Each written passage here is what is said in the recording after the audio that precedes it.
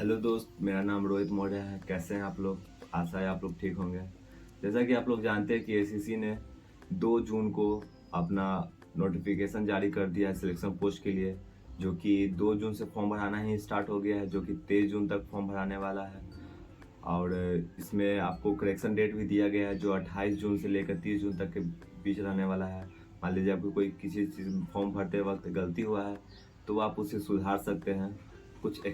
इसमें total 2423 post हैं, जो कि अलग अलग डिपार्टमेंट में अलग अलग पोस्ट है। सिलेक्शन पोस्ट का एग्ज़ाम डेट भी रिलीज़ हुआ है, जो कि 24 जुलाई से लेकर 4 अगस्त तक रहने वाला है। जैसा कि आप लोग जान रहे हैं कि सिलेक्शन पोस्ट के एग्ज़ाम ख़त्म होते ही कुछ दिन के बाद, जैसे 4 अगस्त को एग्ज़ाम ख़त्म हो रहा है तो कुछ दिन के बाद ही सीजीएल का एग्ज़ाम स्टार्ट होने वाला है। तो आप लोग देख सकते हैं कि आप लोग अगर ये सोच रहे हैं कि सिलेक्शन पोस्ट का मैं एग्ज़ाम दूँ, फिर उसके बाद सीजीएल के लिए फिर अलग से प्रिपरेशन करो, तो वो पॉसिबल नहीं है। आपको दोनों का एक प्रिपरेशन साथ में ही करना पड़ेगा। और एससीसी, जो कि आप जान रहे हैं कि थोड़ा सा बहुत सारा प्रोटेस्ट हुआ था, उसके वजह से एससीसी थोड़ा अपना डिले किया है, उसकी वजह से ये सब समस्या हो रही है। सभी एग्जाम के बीच में जो गैप है वो बहुत कम ही दिनों का है।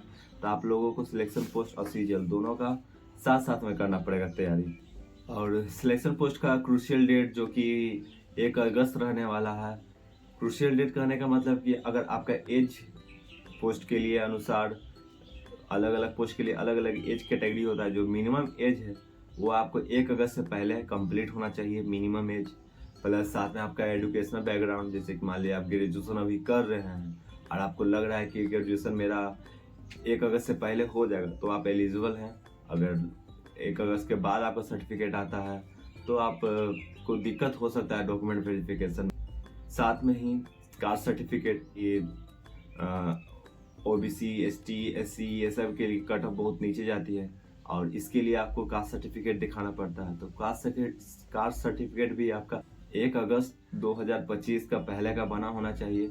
और सिलेक्शन पोस्ट का एग्ज़ाम सिंगल डे होता है, मतलब एक दिन का एग्ज़ाम है और इसके बाद कोई मेंस का झंझट ही नहीं है। बस एग्ज़ाम दीजिए और क्वालिफाई कीजिए और फिर उसके बाद आपको डॉक्यूमेंट वेरिफिकेशन कर कर, अगर आपका पीडीएफ में नाम आता है तो डॉक्यूमेंट वेरिफिकेशन कर फिर आपको पोस्ट दे दिया जाएगा। आशा है कि आप लोग टेस्ट दे रहे होंगे। आप लोग भी मेरे साथ मॉक दीजिए और मॉक का नंबर, पीवाईक्यू का नंबर एक दूसरे से कंपैरिजन करिए, अपना नंबर में कमेंट सेक्शन में डालिए।